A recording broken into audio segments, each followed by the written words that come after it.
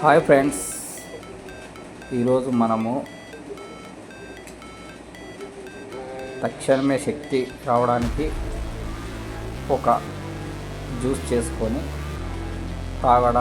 తాగుదాం. అందులో మొదటిగా దోసకాయ, సొరకాయ ఇలా 2 ముక్కలుగా చేసుకొని, అదేవిధంగా చీనికాయ,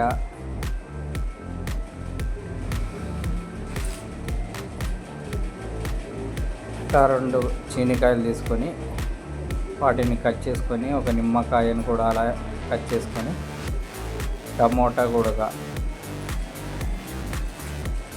వీటినన్నీ బాగా మిక్స్ చేసి జ్యూస్ తీయాలి.